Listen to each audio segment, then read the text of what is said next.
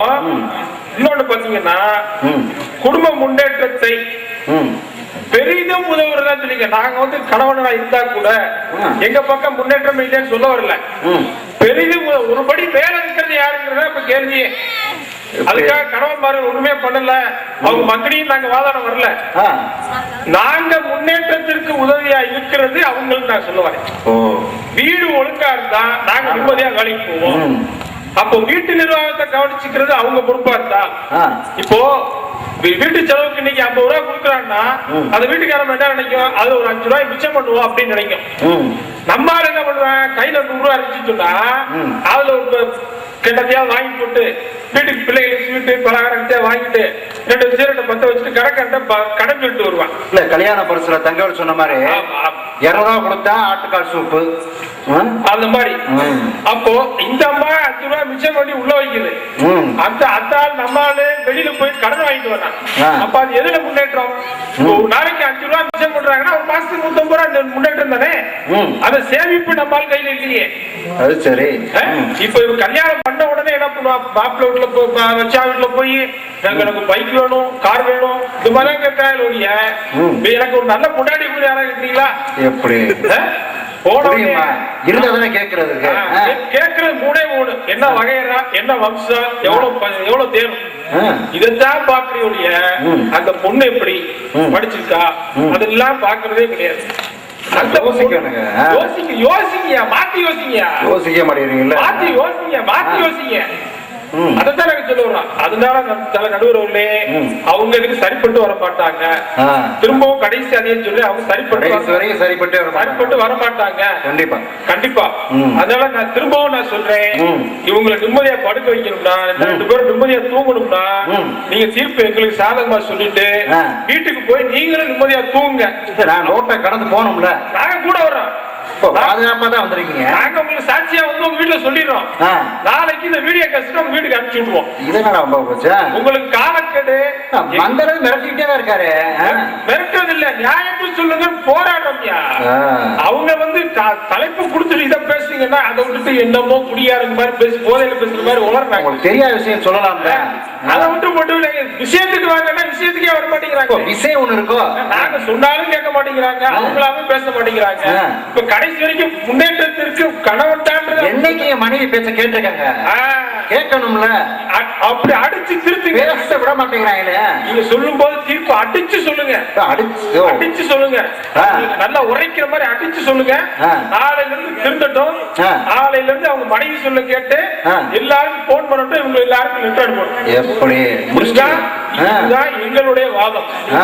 ஆகவே குடும்ப முன்னேற்றத்திற்கு பெரிதும் உதவுவது, திரும்ப வந்ததற்கு பெரிதும் உதவுவது மனைவியே. இது இந்த காலத்தில் இல்லை, எந்த காலத்திலும் இதுதான் நடக்கும் என்பது ஆணித்தரமாக கூறி விடைபெறுகிறேன். நன்றி, வணக்கம்.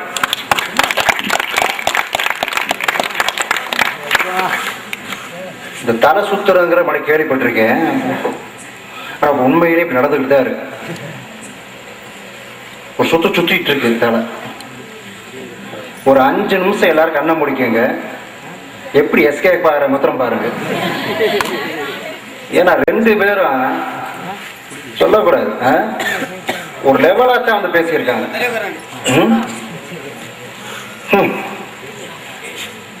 எவ்வளவு கஷ்டம் கணவனை நம்மளால எடுத்து சொன்னாங்க. நமக்கே இப்பதான் தெரியுது இவ்வளவு கஷ்டப்படுறோமா, கணவன்னா இவ்வளவு கஷ்டம் இருக்கா அப்படிங்கிற இப்பதான் தெரியுது. எப்பனா அடிபட்டு இவங்க உழைச்சு கொட்ட, இவங்க என்னடா பட்டு புடவை வாங்க, நகையை வாங்க, அப்படி ஜாலியா தெரிஞ்சுக்கிட்டு இங்க வந்துகிட்டு எங்களை மாண்புமிகு மனைவின்னு சொல்லணும், நாங்க தான் முன்னேற்றம் சொல்லணும், நடக்கிறது வேற. இப்படி மிரட்டிக்கிட்டு இருக்காங்க. இந்த கணவன்மார்களுக்கு ஒரு விடுவு காலமே கிடையாதா? ஏன் நாமளா நேர்ந்து விட்டவர்களா? ஏன் ஏன் ஏன் மணியத்திரம் படம் மாதிரி கேட்க வேண்டியிருக்கு. எப்ப பார்த்தாலும் எத்தனை கஷ்டம் இவங்க சொல்லிட்டு இருக்காங்க, கஷ்டம்னு. நாம படுற கஷ்டம் நமக்கு தான் தெரியும். அழகா சொன்னாங்க, வீட்டுக்கே குடிக்க மாட்டேங்குது சார். கணவன்மார்கள் வீட்டுக்கே போக மாட்டேங்கிறாங்க. ஆமா இப்படி உட்காந்து டிவி சீரியல் பார்த்துக்கிட்டு தான் இவங்க எங்க வீட்டுக்கு போக மரியாதை வேற மாதிரி ஆகுது. வீட்டுக்கு போக மாட்டேங்கிறாங்க. மீனாட்சி கோயில ஒரு 10 ரவுண்ட் சுத்திட்டு 12 மணிக்கு மேலே வீட்டுக்கே போறாங்க. ஏன்னா போன மரியாதை இல்லை. ஒரு கணவன் போய் உழைச்சிட்டு வந்து வீட்டுக்கு வரும்பொழுது அன்பா உட்கார வச்சு டீ சாப்பிட்றீங்களா, காபி சாப்பிட்றீங்களா, தலை வலிக்குதா, கால் வலிக்குதா, என்ன ஏன் அப்படின்னு கேட்டா அது மனைவி. உள்ள திறந்து விடும் போது ஏதோ திறந்து விட வாங்க அப்படி திறந்து விட்டு கதவை அவன் போய் உட்காந்த உடனே அது தள்ளி உட்காருங்க, வேலை பார்த்துட்டு இருக்கோம்ல, ஏண்டி கொஞ்சம் காஃபி பால் வரட்டும் தருவோம்ல, என்ன கொல்ல போகுது, தலைவலியா இருக்கா உனக்கு என்னைக்குத்தான் தலைவலிக்கல இல்லடி நான் இந்த விடுங்க. எங்க ஆத்திரம் எங்களுக்கு பேச முடியலங்க கணவனால. இவ்வளவு கஷ்டங்க நமக்கே தெரியல. இவ்வளவு கஷ்டப்படுற மாதிரி சொல்லும்போது தெரியுது பட்டிருக்கோம். சில பேர்லாம் ஓப்பனா பேசவே மாட்டாங்க. சில கணவன்மார்கள்லாம் இந்த மனைவிட்ட ஏகப்பட்ட வாங்கியிருக்காங்க. அதை வெளியே சொன்னா அவமானங்கிறக்காண்டி ரீசெண்டா கூட ஒருத்தரை பார்த்தேன். தலையில கட்டு, பெரிய கட்டு. ஏன்னா தலைவரே என்ன தலையில கட்டு அப்படின்னு. ஒண்ணும் இல்ல, என் மனைவிக்கு எனக்கு ஒரு நடந்த ஒரு சின்ன தகராறு. அவ என்னை அடிக்க, என்னை அவ அடிக்க, பெரிய ரகலையா போச்சு அப்படின்னாரு. இல்லதான் அர்த்தம் புரியுதா? என் மனைவிக்கும் எனக்கும் நடந்த சண்டையில அவ என்னை அடிக்க, என்னைய அவ அடிக்க, பெரிய ரகலையா போச்சான். கடைசி அடி வாங்கினா அவன் தானே. அதை டீசெண்டா சொல்றாங்க. அவ என்னை அடிக்க, என்னை அவ அடிக்க, பெரிய ரகலையா போச்சுங்க அப்படின்னு. நம்மள ஓ அப்படியாட்டு போயிருவாங்க. வெளியே பேச முடியல. கோவை சரளா வடிவேல சமாச்சாரம் நடந்துட்டு இருக்கு எல்லா வீட்லயும். சுத்தி விட்டு அடிக்கிறாங்க. ஜிம்முக்கெல்லாம் போய் உடம்ப தேத்திட்டு வந்தாங்கன்னா அப்புறம் எப்படி அடி விழுகும்? நீங்க யோசிச்சு பாருங்க. தாங்க முடியலங்க.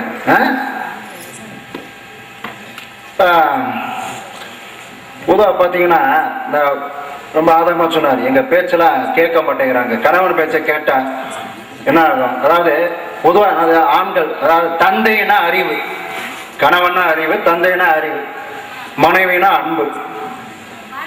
அதுதான் உதாரணம். அந்த அறிவுக்கு பாத்திரமானவர் கணவர். அது யாரு கேட்கிறாங்களா? மனைவி. வழக்கமா சொல்ற உங்க கதை தான், ராமாயண கதை தான். ராமாயணத்துல சீதை காட்டுக்குள்ள வந்தாச்சு, அனும ராமர் எல்லாம் வந்தாச்சு. மான் வருது, தெரிஞ்ச கதை, தெரிஞ்ச விஷயம் தானே. மான் வேணும்னு கேட்கிறாங்க. அந்த மான் அப்படிங்கிறது ஒரு மாரிசன், மாரிசன் சொல்லி ஒரு அரக்கன். அவனை பார்த்து அவனை வேணும்னு சொல்லி இந்த அம்மா கேட்க சும்மா இருந்துருக்கணும். அந்த மானை பிடிச்சி கொடு அப்படின்னு கேட்டு பிடிச்சு. நம்மால் கணவனை தான் சொன்னா செஞ்சுருவாங்கல்ல அப்படின்னு ராமர் போயிட்டார். போய் கதையை முடிச்சிட்டார், மான் கதையை. அவன் தான் அரக்கனாச்சு, மாரிசன் அரக்கனாச்சுல. அவன் விவரமா சாகும்போது ராமர் மாதிரி குரல் கொடுத்துட்டு சாகுறேன். லட்சுமணா சீதா அப்படின்னு சொல்லி சாகுறேன் மான். ஆனா ராமர் போறதுக்கு முன்னாடி என்ன சொல்றாரு? மானை பிடிக்கிறதுக்கு முன்னாடி என்ன சொல்றாருன்னா, இங்க வர சீதை, உன்னை மானை பிடிச்சிட்டு வரேன், எங்கேயும் போயிட்டு இருக்காது, வீணா சுத்திட்டு இருக்காது, டிவி சீரியலாம் பார்க்காத, அமைதியா உட்காரு, இந்த வாரம் தம்பி லட்சுமணன் இருக்கேன் அவன் சொன்னதை கேட்டுக்கிட்டு வந்துருவேன், அவசரப்படாத, ஆத்திரப்பட்டு ஏதாவது முடிவெடுத்துக்கிட்டு போயிடாத அப்படின்னு சொல்லிட்டு போயிருக்காரு. இவர் போய் இந்த மாதிரி சத்தம் வந்தோடனே இந்த அம்மாவுக்கு ஒரே பயம், நம்ம ஆளை போட்டு தட்டாங்க, ஏதோ ஆகி போச்சு அப்படின்னு சொல்லி லட்சுமணனை கூப்பிட்டு உடனே போய் காப்பாத்து ராமர், அவருக்கு ஏதோ ஆச்சு அப்படிங்கிற உடனே ராமர் லட்சுமணன் என்ன சொல்றாருன்னா, இந்த பாருங்க ராமருக்கு எதுவும் நடக்காது, அவர் பெரிய வீரர், நீங்க தான் உங்களுக்கு தான் பாதுகாப்பு தேவை, நீங்க இருங்க, நீங்க நாங்க சொன்ன கேட்கல போப்பா அப்படின்னு அனுப்பிச்சு விட்டாரு. சொல்ல சொல்ல கேட்கல அனுப்பிச்சு விடுங்க. சரி இருந்தாலும் அந்த என்ன பண்றாப்ப போறப்ப கோடை போட்டு போறாரு. உங்களுக்கு தெரிஞ்ச சமாச்சாரம். போறப்ப ஒரு கோடை போட்டு இந்த கோட்டுக்கு அப்புறம் வெளியே வராங்க, நீ உள்ளே இருங்க, நீ வந்துருவோம், நீ மறக்காதீங்க, நீ இதுக்கு மேல ஒன்னும் சொல்ல முடியாது நீ அப்படின்னு போயிட்டாரு. அதுக்குள்ள ராவணன் வந்தாப்புல, கோட்டை தாண்டாப்புல, முடியல, தீ எரியுது. உடனே சீதைய அம்மா சொல்லி கூப்பிடறாப்புல, பிச்சை எடுக்கிறக்காண்டி வராங்க. சீதை கோடு தாண்டி பிச்சை போட்டதான் வாங்குவேங்கிறாரு. அந்த அம்மா கோடை தாங்க தூக்கி போயிட்டாரு. தூக்கிட்டு போய் அதுக்கப்புறம் நடந்த சண்டையெல்லாம் உங்களுக்கு தெரியாத நாரி போச்சு. அன்னைக்கு மொத்தம் அந்த அம்மா கணவன் பேச்ச கேட்டிருந்தா வந்திருக்குமா? ஏற்கனவே இந்த ஆளு போய் 16 வருஷம் தொலை தாங்க முடியாது உள்ள ஒரே பொம்பளைனாலதான் காட்டுக்குள்ள போயிருக்காங்க. இதுல பதிலுக்கு இது வேற இந்த அம்மா பண்ணி விட்டு சண்டையை மூட்டி விட்டுருச்சு. எங்கெங்க பிரச்சனை, எங்க நிம்மதியா வாழ முடியுது?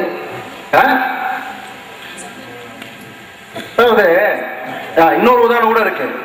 ஒரு பூதம் வந்து ஒரு குடும்பம் போயிட்டு இருக்கு காட்டுக்குள்ள, ஒரு பூதம் வந்து கேக்குது, சாப்பிட போறேன், அத்தனை பேரும் சாப்பிட போறேன் அப்படிங்கிறது.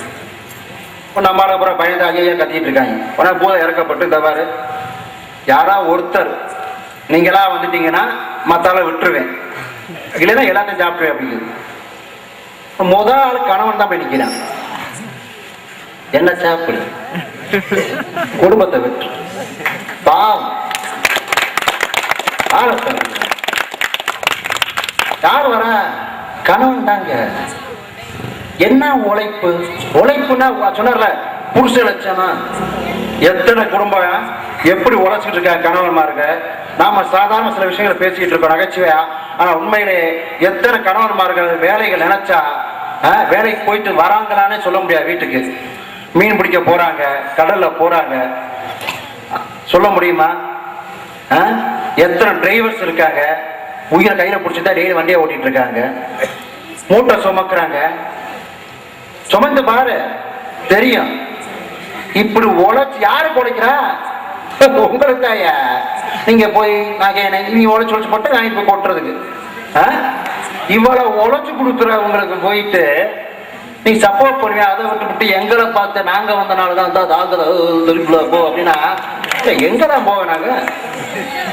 கணவனுக்கு விடிவு காலமே இல்லையா அப்படின்னு கேட்கிற கோஷ்டி இது. இது கணவன் கோஷ்டி. சரி, மனைவி வருவோம். அவங்க பாவம் தானே, விட முடியாதுல்ல. என்ன கொடுமை, கல்லானாலும் புருஷன் புல்லானாலும் புருஷன் சொல்லிவிட்டு எப்படி வாழ்ந்துட்டு இருக்காங்க. பொறுமைங்க. துர்கா தேவிய பொறுமையா உட்கார்ந்து இருக்க மாதிரி என்ன தப்பு பண்ணாலும் பொறுமையா இல்லைங்க. ஆக்சுவலா நேற்று என்ன நடந்துச்சுன்னா நான் என்ன நடந்த வந்து பழக்கியமா பதில் சொல்லி இந்த ஆளு பண்ற முரட்டுத்தனத்தெல்லாம் பிரேக் போடுற மாதிரி யார் இருக்கான்னு சொன்னோம்னா இந்த மனைவிமார்கள் தான். மனைவி தான் பிரேக், ஸ்பீட் பிரேக். இவங்க இல்லைன்னா எங்கிட்ட போயிடும் வண்டி, தாங்க பறந்துடும். இவங்க அப்பப்போ பிரேக் போட்டு திருத்துறாங்க. வாழ்க்கைனா எப்படிங்க அப்படின்னு சொன்னாங்க. சமைச்சு போடுறான்னு கேள்விப்பட்டேன், கடைசியில போனா அவங்க சாப்பிட்டு இருக்காங்க அப்படின்னு. இந்த அம்மாக்களை கஷ்டப்பட்டு புக்கை நீங்க சொன்ன மாதிரி ஏழை விட்டு என்னென்னமோ போய் செஞ்சு அருமையா சமைச்சு போட்ட எவனோ ரசிச்சு சாப்பிடுறோமா? மனைவி போடுற சாப்பாட்டை எந்த கணவனா உட்காந்து ரசம் உப்பு போட அப்படிங்கிறமா ஏதோ மாடு கலன் தண்ணியை குடிச்சமா ஓடி போறோம்.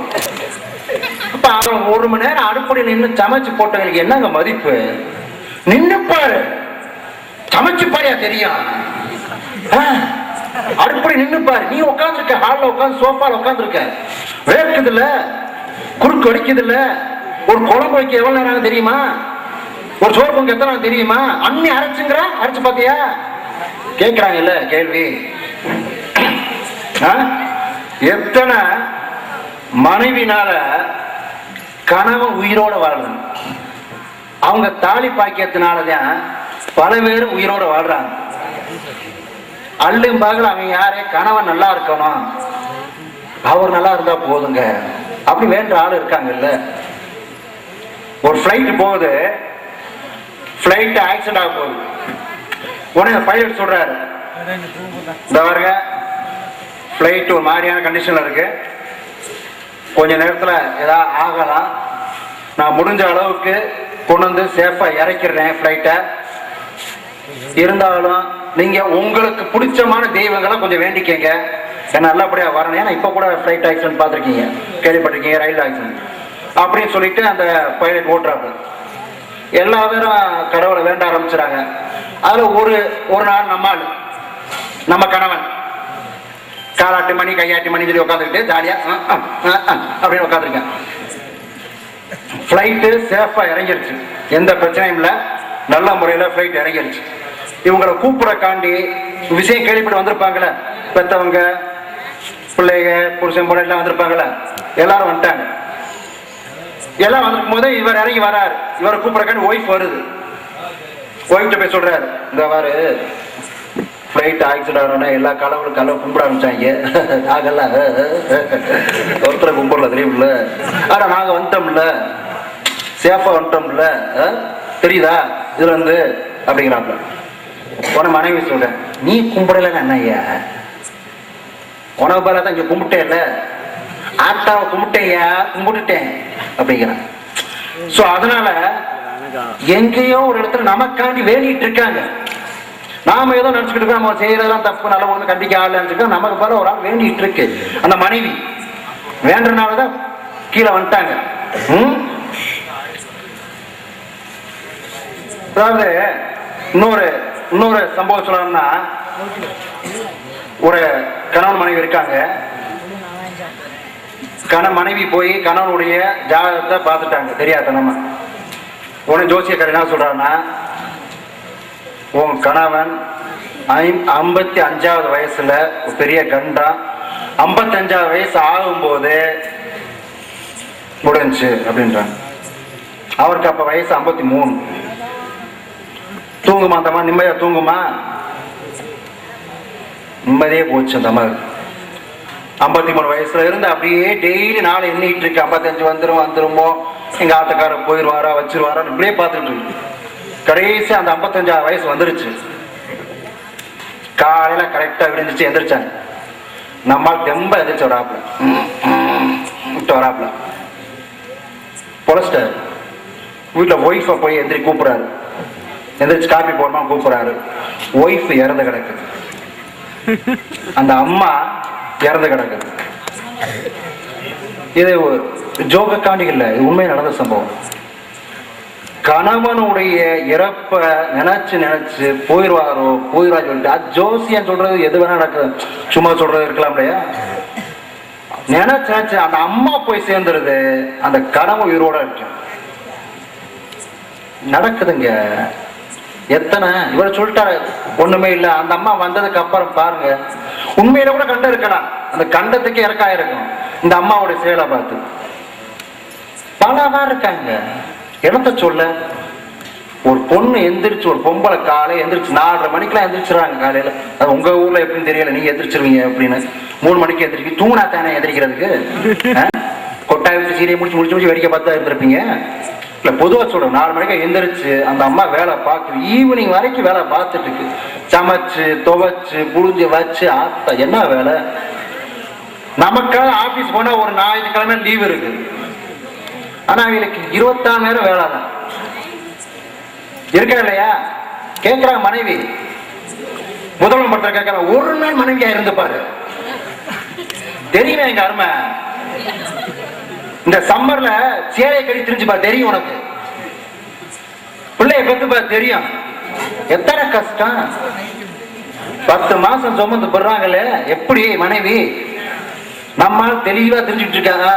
ஓகே, பார்த்து இதான் சொல்ல முடியும். ஆனா மனைவி முடியுமா, நெருங்க முடியுமா? அந்த ஒரு எக்ஸாம்பிள் போதுமா?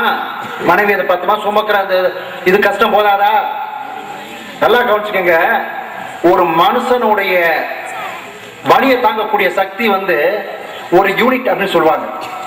அதாவது 45 எலும்பு இருக்காங்களே ஒழிய, மனசளவுலையும் சரி, அறிவுலையும் சரி, செயலையும் சரி, 2 பேரும் அடிச்சுக்க முடியாது. 2 ஈக்குவல். நாம தான் தாழ்த்திக்கிறோம். நாமளா ஒரு கஷ்டமான பஸ் எடுத்து நம்ம ஓட்டுற மாதிரி வச்சுக்கிட்டோம், ரஃபா நம்ம வச்சுக்கிறோம். அந்த மாதிரி நாம தான் மெக்கானிசம் கிரியேட் பண்றோம், நம்ம ஒன்றும் கிடையாது. அதனால இந்த மாதிரி ஆகுது. சோ கணவன் மனைவி இந்த 2 பேரும் சேர்ந்தா எப்படி? திருப்பியும் அந்த ராமாயணம் சொல்றேன், நல்லா கேளுங்க ப்ளீஸ். சீத்தை ராமர் வந்துட்டு இருக்காங்க காட்டுக்குள்ள. ஒரு பெண் துறவி வழியில பாக்குறாங்க. ஒரு பெண் துறவி வழியில பாக்குறாங்க.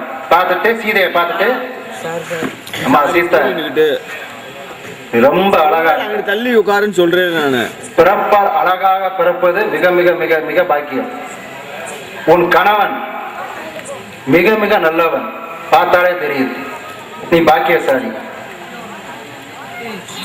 உன் கணவனை பார்த்தாலே தெரியுது உன் மன நோகாமல் நடந்து கொள்வான் என்று. உன்னை பார்த்தாலே தெரியுது உன் கணவனின் கீழ் நடப்பாய், உன் கணவன் பேச்சை கேட்டு நடப்பவள் என்று அப்படின்னு அந்த அம்மா சொல்லுது. எனவே நீங்க நல்லா சந்தோஷமா இருக்க அப்படின்னு வாழ்த்துது.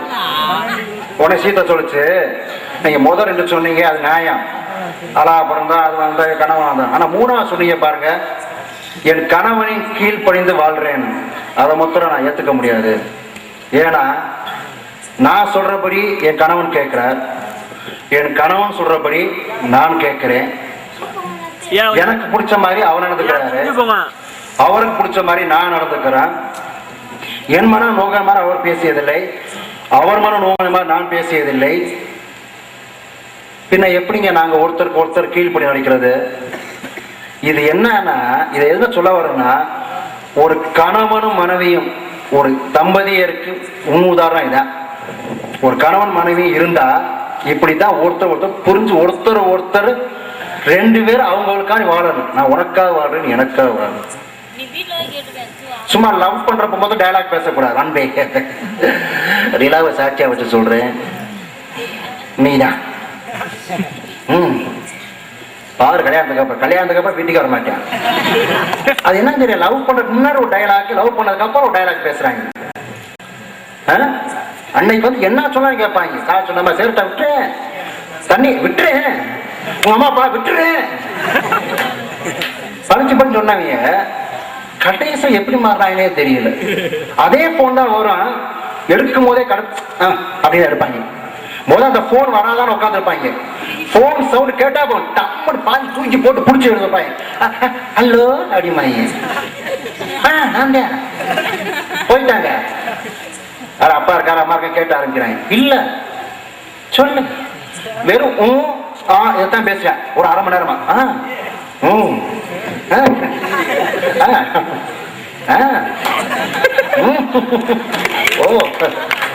ஏன்னா அங்க ஆர்டர் வந்துகிட்டு இருக்கு, சக்க சக்க சக்க சக்க சக்க இருக்காது பிள்ளைங்கிற மாதிரி. ஆனா அதுக்கப்புறம் அதே போன் தான் வரும், இந்த நம்பர் இப்போ உபயோகத்தில் இல்லை அப்படின்னு அவனே வச்சிடுறேன். எப்படி அது? அப்ப வந்து பெண் வேற மாதிரி தெரிகிறாளா? அதாவது இந்த சீதா ஒரு உதாரணம் சொன்ன மாதிரி, ஒரு கிரிக்கெட் வந்து கிரிக்கெட்ல இந்தியா வின் பண்ணுதுன்னா அந்த கிரிக்கெட்ல இருக்க எல்லாரும் தான் காரணம். கிரிக்கெட் முடிஞ்சதுக்கு அப்புறம் நான் மொத்தம் அந்த கேட்ச பிடிக்கலன்னா முடிஞ்சு உடனே அங்கே ஒருத்தன், நாங்க அந்த 10 ரன் எக்ஸ்ட்ரா அடிச்சனாதான் மாப்பிள்ள ஓடா, நாங்க அந்த தடுத்தோம்ல, போச்சுல நிப்பட்டோம்ல, இப்படி சண்டை போட்டாங்க வச்சுக்கவேன். அடுத்ததுல எவனும் தர மாட்டாங்க. இருக்கா இல்லையா? இந்தியா ஜெயிச்சிருச்சு, அவ்வளவுதான், முடிஞ்சு போச்சு, அதோடு முடிஞ்சு. 11 பேரும் காரணம். நான் நீன்னு ஆரம்பிச்சோம்னா கிரிக்கெட் கந்தலாயிரும். நடு. எனவே மக்களே, உங்களுக்கு தெரிஞ்ச விஷயம், நம்மளுடைய பெரிய டிபார்ட்மெண்ட் 3 டிபார்ட்மெண்ட் மேல இருக்கு தெரியுமில? படைத்தல், காத்தல், அடித்தல். யார் பார்த்துட்டு இருக்கான்னு தெரியுமில? சிவபெருமான, விஷ்ணு பெருமான், பிரம்மா. இவங்க 3 பேருமே தங்களுடைய மனைவிக்கு கொடுத்துள்ள இடம் என்ன தெரியுமில்ல? உங்களுக்கு முன்னாடி சொன்னாரு கொடுத்து. சிவபெருமான் தன் உடம்புல பாதையை கொடுத்துட்டாரு. அர்த்தாகேஸ்வரோட பேர் சொல்லுவோம். நீண்டி நான் இல்லை, நான் இல்லை, நீலான்ட்டார். நாம நீதாம நான் அப்படின்ட்டார். பிரம்மா சரஸ்வதி ஒய்ஃபு தன்னுடைய தொப்புல கொடுத்துருக்காரு. இந்த இடம் உயிர் மூச்சாதான், தொப்புள் கொடிதான் முடியும், நீ இதாமா, நீ வரமா, நீ இரு அப்படின்னு சொல்லி ஒய்ஃப் இடத்த கொடுத்துருக்காரு. அதே மாதிரி விஷ்ணு லட்சுமிய மார்பில் வச்சிருக்காங்க. அந்த பெரிய மகான்களுக்கே அந்த நிலைமைன்னா நாமெல்லாம் எங்க வைக்கிற ஒய்ஃபை? கணவன் மனைவி எப்படி இருக்கணும் சொல்லுங்க. அவங்க சொன்ன மாதிரி ஒரு மனைவி ஒரு கணவனை பத்தி பேசிட்டு இருக்கேன். ஒருத்திய இங்க வச்சாச்சு, இன்னொருத்திய அப்படி கேட்டீங்கன்னா ஒண்ணும் பண்ண முடியாது. ஏன்னா நீங்க எல்லாம் விவகாரம் பிடிச்சதுக்கே வந்தா ஒருத்திங்க வச்சுட்டாங்க, இன்னொருத்திங்க நாங்கள் வேற வச்சிருக்கோம். நாங்க யாரை வைக்க சண்டைக்குனே வரும். நாங்க பொதுவா அவங்க சொன்னா பொதுவான கணவன் பொதுவான மனைவியை பத்தி பேசிட்டு இருக்கோம். எங்களை வம்பல மாட்டாங்க. அதுக்கு இவங்க லாய்க் பண்ணாம இருக்கலாம், ஆனா அதுக்கு லாய்க் பண்ணுவாங்க. எதுக்கு? ஒரு மனைவி ஒரு கணவன். எனவே நான் சொன்ன வச்சே உங்களுக்கு தெரிஞ்சிருக்கும். என்ன, ஒரு குடும்பம் முன்னேறதுக்கு கணவன் மட்டும் முடியாது, மனைவி மட்டும் நடக்காது. இந்த ரெண்டு நம்ம முன்னாடி சொன்ன மாதிரி 2 பேர் 2 கண்கள், மாட்டுக்கு 2 சக்கரங்கள், 2 மாடுகள், இப்படிலாம் அல்வா கொடுக்குற வேலை கிடையாது. 2 பேர் இருக்கணும்யா. வண்டி வேகமா ஓடுதுன்னா வண்டி இன்ஜின் மொத்தம் காரணம்ல, டயர் காரணம், டிரைவர் காரணம், வண்டி பாடி காரணம், வெறும் இன்ஜின் மொத்தம் வச்சுட்டு எங்க ஓட்ட? அதனால ஒரு குடும்பம், திருப்பியும் சொல்றேன், ஒரு குடும்பம் முன்னேறணும்னா அதுக்கு பெரிதும் காரணமா இருப்பது கணவனும் மனைவியும் தான் தவிர வேற யாரும்